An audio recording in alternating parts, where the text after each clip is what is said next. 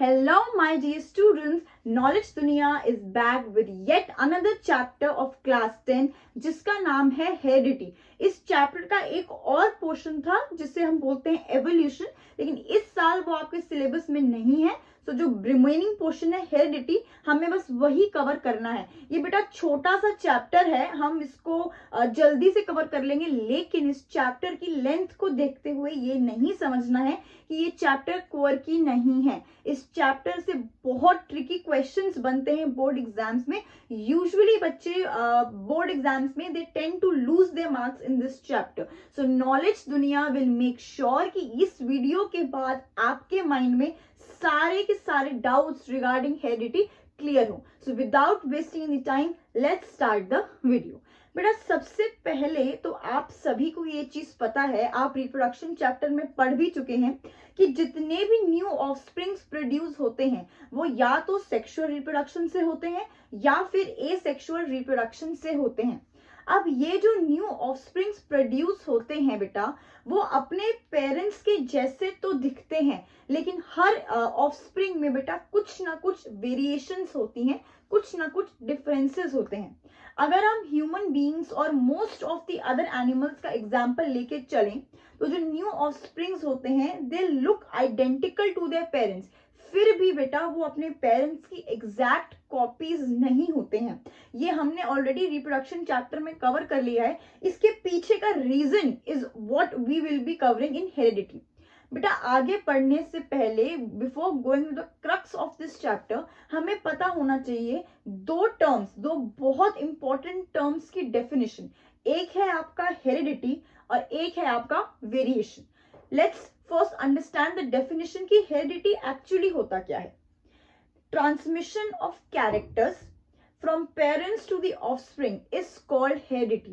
बेटा हेरिडिटी एक बहुत ही कॉम्प्लेक्स टर्म है अपने आप में, लेकिन इसकी सबसे सिंपलेस्ट डेफिनेशन ये है कि जो कैरेक्टर्स, चाहे वो सिमिलैरिटीज हो चाहे वो डिफरेंसेस हो, transmission of characters, resemblances as well as differences from the parents to the offspring is called heredity। मतलब कि जो कैरेक्टर्स पेरेंट्स में थे जब वो बच्चों में आ जाते हैं, इस पूरे ट्रांसमिशन के प्रोसेस को हम बोलते हैं heredity. And next moving on to definition of variation, the differences in the traits shown by the individuals of a species and also by the offsprings of the same parents। बेटा variations को basically हम differences होते हैं, वो differences जो offsprings और parents के बीच में होते हैं या दो individuals of the same traits के बीच में होते हैं।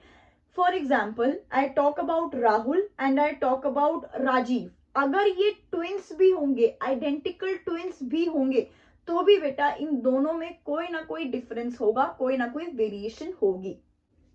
It is commonly seen that members of a species are largely alike। बेटा अगर हम एक स्पीशीज की बात करें in general, for example humans ले लो, तो बेटा एक स्पीशीज के जो मेंबर्स होते हैं वो काफी हद तक सिमिलर दिखते हैं, जैसे कि all humans have 2 ears, 2 eyes, 1 nose। ठीक है, this resemblance among the individuals of a species has given rise to a general truth like begets like, meaning the phenomenon of inheritance in which the transfer of genetic characteristics takes place from the parents to the offspring through heredity।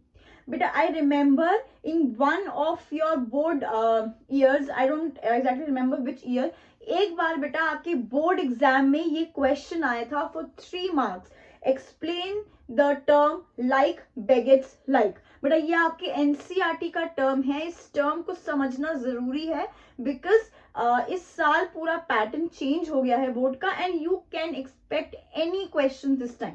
बेटा देखो, like begets like का मतलब ये होता है कि एक process होता है, एक ट्रांसमिशन का प्रोसेस होता है जिसमें कि जितने भी जेनेटिक कैरेक्टरिस्टिक्स होते हैं वो पेरेंट्स से ट्रांसफर कर दिए जाते हैं ऑफस्प्रिंग्स के अंदर थ्रू हेरिडिटी। मतलब कि बेटा हेरिडिटी बेसिकली आपका डीएनए इन्वॉल्व करती है। ठीक है, हम इसको पूरा आगे पढ़ेंगे, लेकिन क्या होता है बेटा, डीएनए में होती हैं जीन्स। ठीक है, तो जो जीन्स आपके पेरेंट्स में प्रेजेंट होती हैं वही जीन्स ट्रांसमिट कर दी जाती हैं ऑफस्प्रिंग्स के अंदर, जिसको हम बोलते हैं कॉन्टिन्यूटी ऑफ लाइफ, मतलब जेनरेशन आफ्टर जेनरेशन ये जो जीन्स हैं, ये जेनेटिक कैरेक्टरिस्टिक्स हैं बेटा, ये पास ऑन होते रहते हैं टू द न्यू ऑफस्प्रिंग्स। इसी फिनोमिनन को हम बोलते हैं लाइक बेगेट्स लाइक, मतलब जो you have your parent generation, फिर जो नेक्स्ट ऑफस्प्रिंग जनरेशन होगी वो भी अलाइक होगी पेरेंटल जनरेशन से, उसके जो ऑफस्प्रिंग्स होंगे वो भी अलाइक होंगे। तो मतलब लाइक बेगेट्स लाइक, मतलब ये एक ट्रांसमिशन का फिनोमिनन है in which similar genetic characteristics are passed on to the next generation. Thus, both the parents and the offsprings are alike in their genetic composition. जाहिर सी बात है, जब genetic characteristics pass on होंगे तो जो parents और जो offspring का genetic composition है बेटा वो similar होता है. The hereditary information is present in the gametes which fuse to form the zygote during sexual reproduction. बेटा अब ये जो genetic information है, जो hereditary information है, ये पेरेंट्स से बच्चों में कैसे जाती है बेटा? सी यू ऑल नो, हमने रिप्रोडक्शन चैप्टर में भी पढ़ा है कि जब गैमीट्स का फ्यूजन होता है at the time of fertilization बेटा, तो ये जो जेनेटिक इंफॉर्मेशन है वो पास ऑन की जाती है through the gametes into the zygote. जो जाइगोट बनता है after fusion of male and female gamete, उस जाइगोट में पास ऑन की जाती है हेरिडिटरी इंफॉर्मेशन। बेटा ये जो टेबल आप अपनी स्क्रीन पे देख रहे हैं, ईयर आफ्टर ईयर 3 मार्कर्स में ये क्वेश्चन आता ही है बोर्ड एग्जाम में कि differentiate between acquired traits and inherited traits. बेटा किसी को कोई पॉइंट नहीं भी याद आ रहा है ना, तो सिर्फ इसके नाम से ही आप समझ सकते हो कि इनहेरिटेड ट्रेट्स वो होते हैं बेटा जो पेरेंट्स से ऑफस्प्रिंग में पास किए जाते हैं। अक्वायर्ड ट्रेट्स बेटा वो होते हैं जो हम अपनी लाइफ टाइम में डेवलप करते हैं। तो जल्दी से हम 5 पॉइंट्स ऑफ डिफरेंसेस देख लेते हैं between acquired traits and inherited traits. Acquired traits, these are the traits which are acquired by an organism in its lifetime. मतलब एक ऑर्गेनिज्म अपनी पूरी लाइफ में जो ट्रेट्स डेवलप करता है, जो क्वालिटीज डेवलप करता है, उससे हम बोलते हैं acquired traits. Inherited traits are the traits which are present in an organism because of transfer of genes from previous generation. तो जो traits इनहेरिट किए जाते हैं, मतलब ट्रांसफर किए जाते हैं through genes from parents to the offspring, उन्हें हम बोलते हैं inherited traits. Number 2, acquired traits are influenced by the environment. बेटा सिंस हम डेवलप करते हैं हमारी लाइफ में ये ट्रेट्स, तो हमारे आसपास की एनवायरनमेंट अफेक्ट करती है acquired traits को। वहीं जो इनहेरिटेड ट्रेट्स हैं they are not influenced by the environment. Third point, acquired traits do not bring about any change in DNA of germ cells. बेटा सिंस acquired traits inherited नहीं होते हैं तो इनमें DNA का कोई काम नहीं होता है, इसलिए कोई भी चेंज नहीं आता है because of acquired traits. वहीं inherited traits are passed on to the next generation. इसका क्या मतलब है कि inherited traits की वजह से DNA में changes आते हैं। Fourth point, acquired traits are not passed on to the next generation.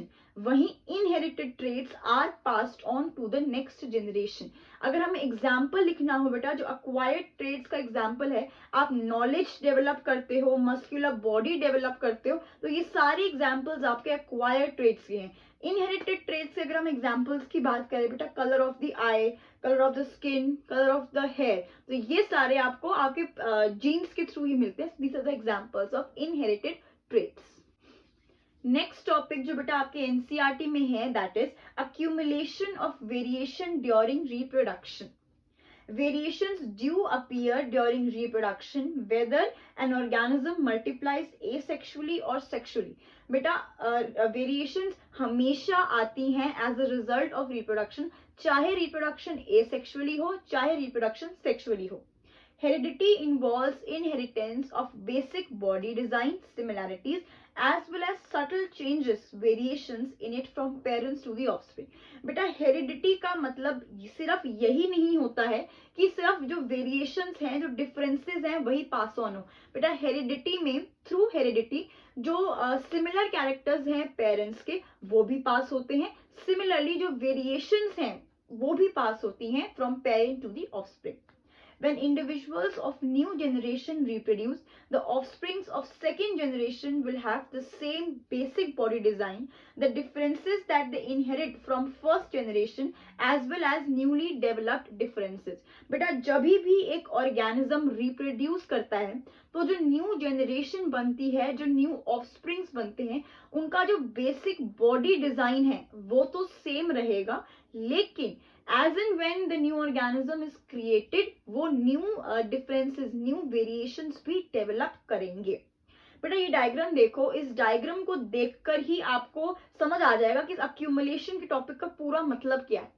बेटा जब सपोज करो हमारे पास एक एसेक्सुअल पेरेंट है, सिंगल पेरेंट है. जब एक एसेक्सुअल पेरेंट मल्टीप्लाई करता है, रिप्रोड्यूस करता है, तो हमें मिलती हैं 2 डॉटर सेल्स. फर्दर जब ये 2 डॉटर सेल्स रिप्रोड्यूस करती हैं तो हमें मिलते हैं 4 न्यू डॉटर सेल्स. बेटा ये जो डॉटर सेल्स हैं, जितने भी न्यू ऑर्गेनिजम्स प्रोड्यूस्ड हैं बेटा, ये अपने पेरेंट्स के जैसे ही दिखते हैं, सिमिलर दिखते हैं, फिर भी बहुत माइनर वेरिएशंस होती हैं in all the new offsprings. ऐसा क्यों बेटा?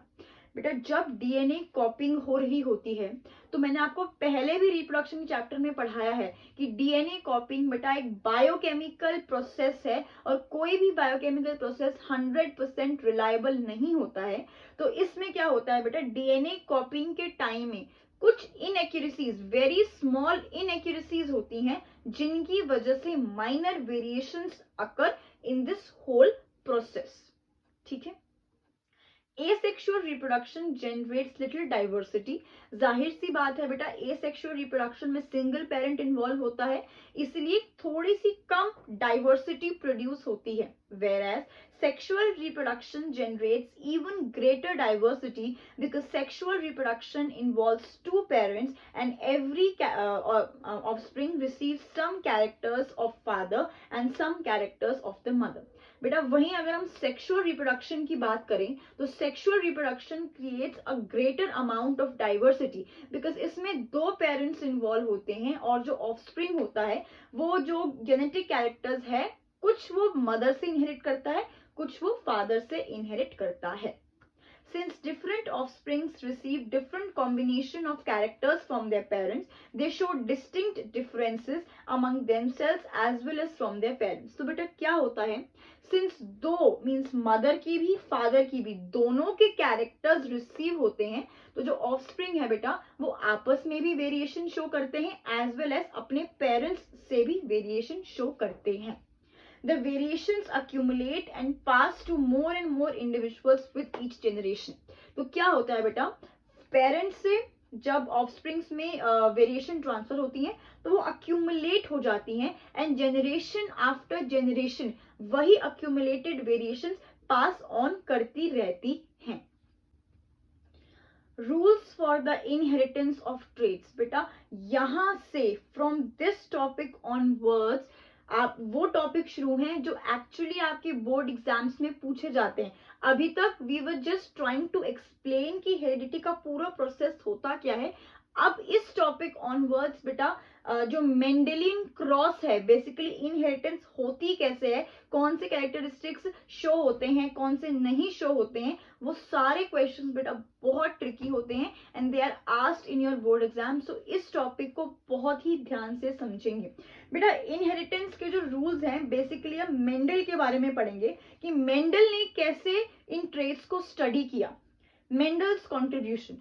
In human beings, the rules of inheritance of traits are related to the fact that both the father and mother contribute practically equal amounts of genetic material to the child.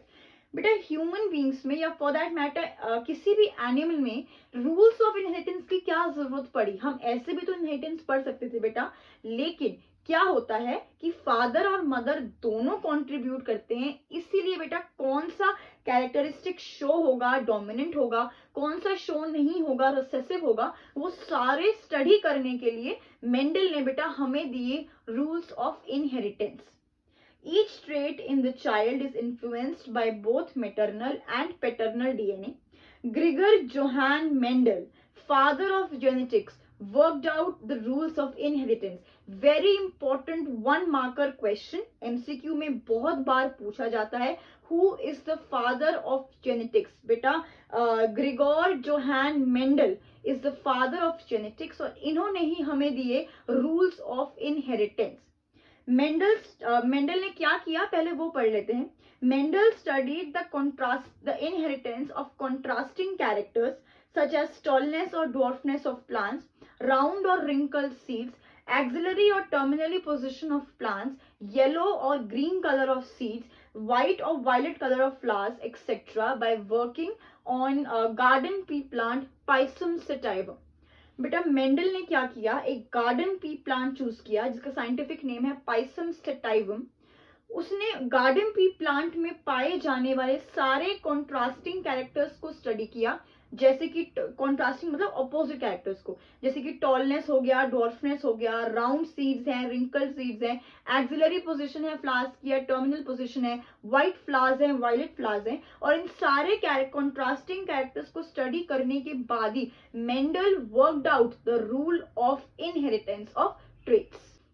अब बेटा board examiners का one of the favourite question कि दुनिया जहान में इतने सारे plants हैं तो मेंडल ने अपने एक्सपेरिमेंट के लिए गार्डन पी प्लांट को ही क्यों चूज करा. N number of times board exam में ये क्वेश्चन पूछा चुका है, तो I will be listing down 5 reasons कि why did Mendel choose garden pea plant for his experiment. बेटा number 1, it was easy to grow. जो गार्डन पी प्लांट है बेटा it is very easy to grow, कहीं भी आप minimal conditions के साथ भी उसको ग्रो कर सकते हैं. Number 2, it had a short life cycle and therefore it was possible study of number of generations. बेटा एक बहुत ही छोटी सी लाइफ साइकिल होती है, बहुत जल्दी जल्दी आप इसकी जो नंबर ऑफ जनरेशंस को स्टडी कर सकते हैं. Number 3, garden pea plant had distinct easily detectable contrasting characters.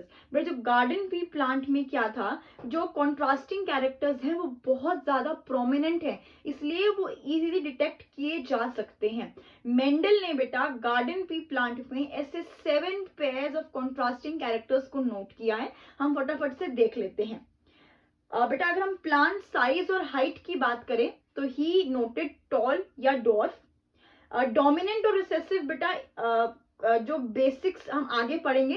Simple language में डोमिनेंट ट्रेट्स जो शो करते हैं ऑफस्प्रिंग में, रिसेसिव ट्रेट्स जो शो नहीं करते हैं ऑफस्प्रिंग में.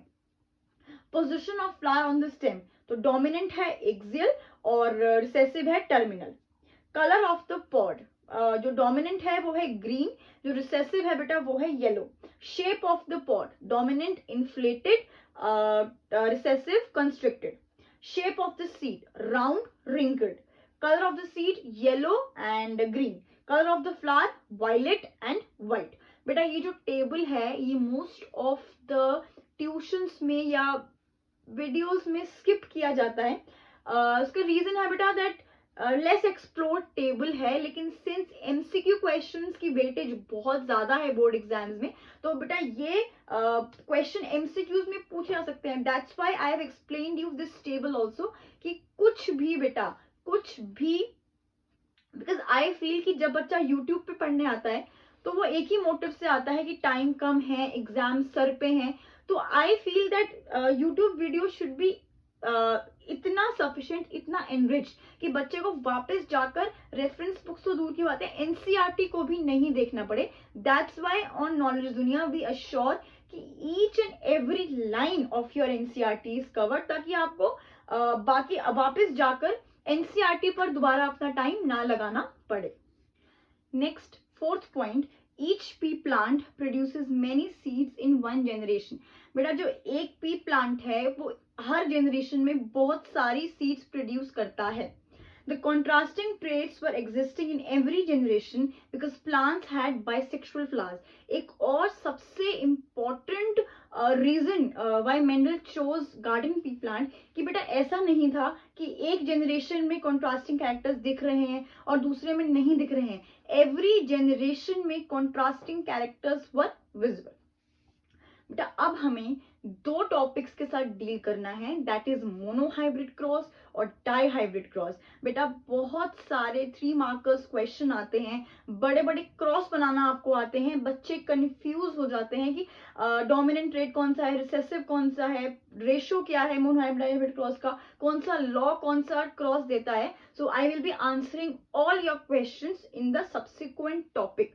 सबसे पहले we'll start with monohybrid cross, a breeding experiment dealing with a single trait. बेटा मोनोहाइब्रिड क्रॉस क्या होता है? एक ऐसा क्रॉस, एक ऐसा ब्रीडिंग एक्सपेरिमेंट जिसमें हम सिर्फ सिंगल ट्रेट की बात कर रहे हैं। For example round yellow seeds, tall dwarf plant, ठीक है। सो एक ही ट्रेट का हमें क्रॉस बनाना है।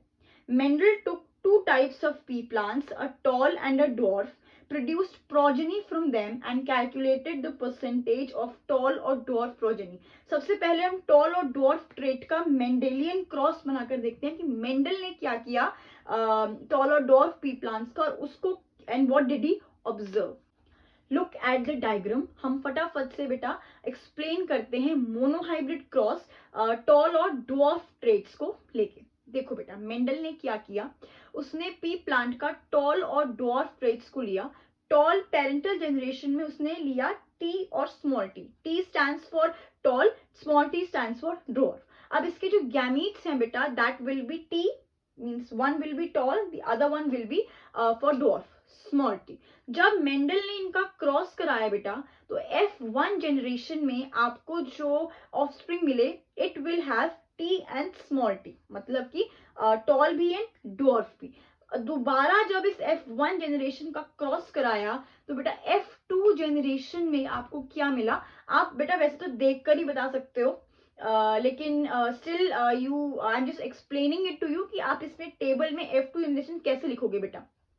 देखो जितने भी आपके पास जो गैमीट्स हैं आपको वो सारे लिखने हैं हॉरिजॉन्टली भी और वर्टिकली। हमारे पास दो हैं बेटा, T small T and small T.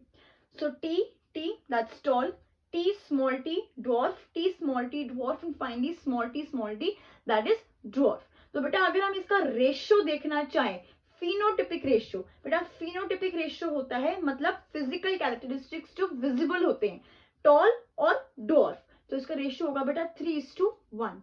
वहीं अगर हम जेनेटिक जीनोटिपिक रेशियो देखना चाहें, जीनोटिपिक रेशियो बेटा होता है जेनेटिक मेकअप, मतलब जीन्स जो पास ऑन होती हैं। So T is to T small T to small T, ये जो रेशियो होगा it will be 1:2:1।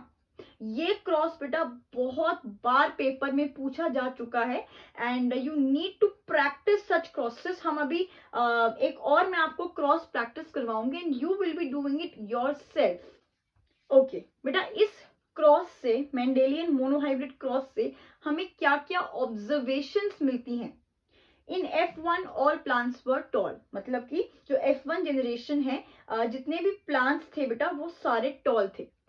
In F2, 1/4 of plants were short and 1/4 of plants were tall. Both tallness and dwarfness traits were inherited in F1 plants, but only the tallness trait was expressed. तो बेटा क्या हुआ था कि जो F1 generation है उसमें tallness small capital T, dwarfness small T, दोनों इनहेरिट हुई थी, लेकिन सिर्फ जो टॉलनेस ट्रेट है वही एक्सप्रेस हुआ। क्यों? इसका मतलब है जो टॉलनेस जो ट्रेट है बेटा that is the dominant trait. Tallness is dominant trait, और जो ड्वार्फनेस है जो एक्सप्रेस नहीं हुआ F1 जनरेशन में that is your recessive trait. तो डोमिनेंट ट्रेट की डेफिनेशन क्या होती है बेटा? The trait that expresses itself in all possible combinations and can be seen. जो ट्रेट बेटा एक्सप्रेस होता है, जो दिखता है, that is your dominant trait. और बेटा जो ट्रेट एक्सप्रेस नहीं होता है, छुपा हुआ जो ट्रेट है, छुपा Rustam, that is your recessive trait. बेटा अब इस टॉपिक से बोर्ड एग्जाम में 5 मार्कर क्वेश्चन क्या आता है?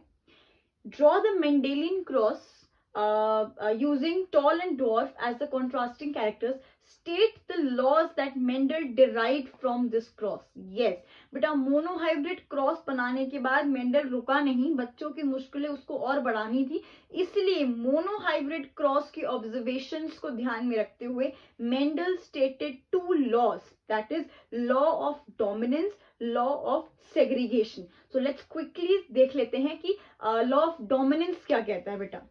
Law of dominance states that in a monohybrid cross between a pair of contrasting characters, only one parental character is expressed in F1 generation and both the parental characters are expressed in the F2 generation in the ratio 3:1. बेटा समझ लो, हिंदी पंजाबी उर्दू जिसमें भी समझना है, लेकिन इस law की statement को अपनी लैंग्वेज में नहीं लिख के आना है. लॉ यूनिवर्सल होता है, जो है वो है, समझ सकते हो उसको आप जिस भी लैंग्वेज में समझना है, मैं आपको भी एक्सप्लेन कर रही हूं, बट लॉज की स्टेटमेंट चेंज नहीं करनी है. द लॉ ऑफ डोमिनेंस ये कहता है कि जब हम एक मोनोहाइब्रिड क्रॉस बनाते हैं between pair of contrasting characters, तो F1 जनरेशन जैसे कि इस क्रॉस में हुआ, F1 जनरेशन में सिर्फ एक ही जो ट्रेट है वो दिखता है, इसमें हमें टॉलनेस दिखा, और F2 जनरेशन में बेटा बोथ द ट्रेट्स, इसमें टॉलनेस भी डॉर्फनेस भी, both the traits are expressed, और जो रेशियो होता है दैट इज 3:1. जो सेकेंड लॉ मेंडल ने दिया through monohybrid cross, that is the law of segregation.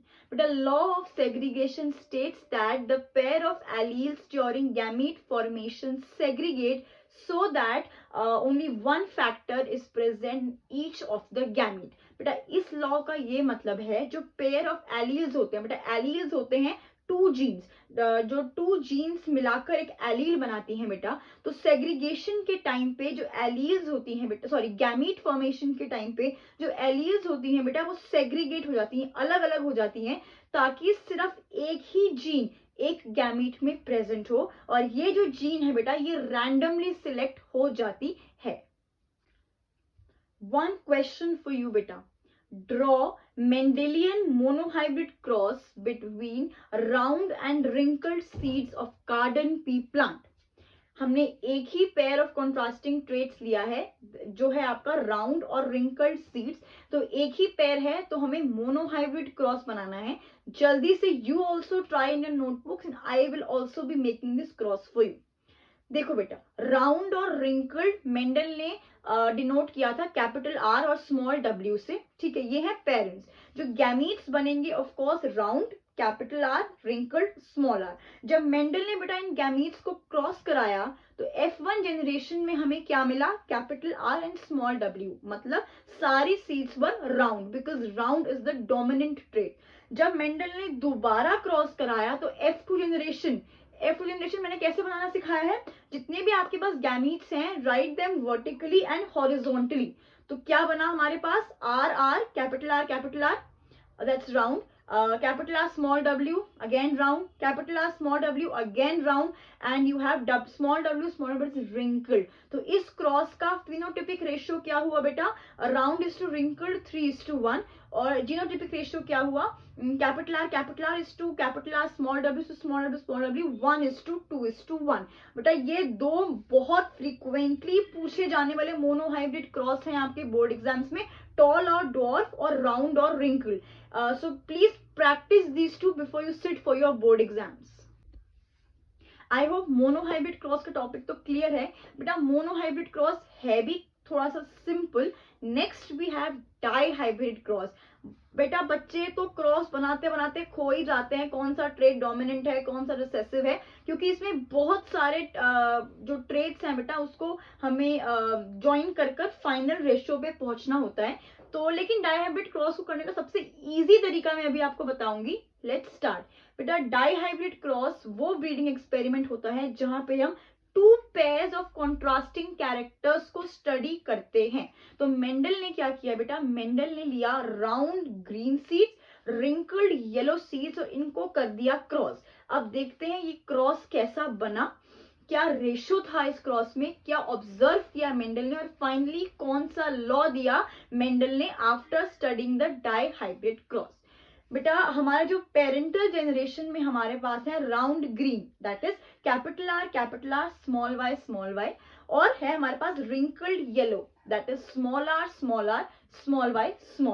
अब इनके गैमीट्स बेटा जाहिर सी बात है capital R small Y and small R small Y ही बनेंगे, ठीक है, sorry capital R capital Y and small R small Y ही बनेंगे। जब मेंडल ने इन गैमीट्स को क्रॉस किया फर्स्ट जनरेशन में बेटा हमें मिला capital R small Y small Y, that is all the seeds were round and green, ठीक है, राउंड ग्रीन F1 जनरेशन, मतलब राउंड और ग्रीन है बेटा डोमिनेंट ट्रेट। दोबारा अगर हम इसको क्रॉस करते हैं तो मैंने कैसे सिखाया है ये क्रॉस बनाना, जितने भी गैमीट्स हैं उसको वर्टिकली और हॉरिजॉन्टली आपको लिख लेना है। That means you have capital R capital Y and आपको क्या लिखना है, कैपिटल आर कैपिटल वाई, ठीक है, capital R then you have your small R capital Y and small Y.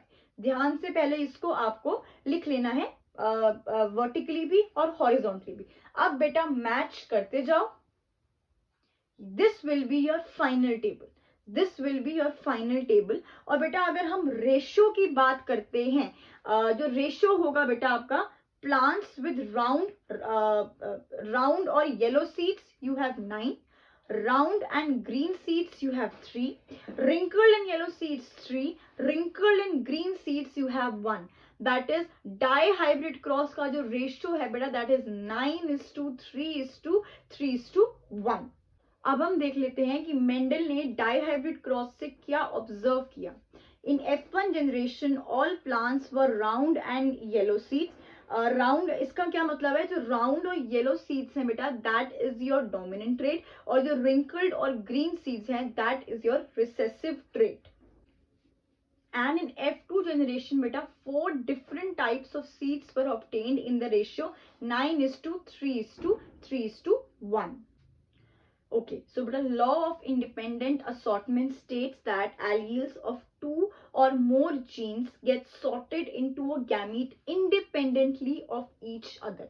बेटा इस लॉ का ये मतलब है, मैंने आपको बताया एलील्स बेटा पेयर ऑफ जीन्स होते हैं that occupy specific position on a chromosome. तो बेटा जो एलील्स ऑफ जीन्स होते हैं जो एक गैमीट में प्रेजेंट होते हैं वो दूसरे जीन ऑफ अदर गैमीट को इन्फ्लुएंस नहीं करते हैं। मतलब जब ये सेग्रीगेट करते हैं ये दोनों एलील्स इनटू ईच गैमीट, तो ये सेग्रीगेशन बेटा इंडिपेंडेंट होती है, एक दूसरे से इन्फ्लुएंस्ड नहीं होती है।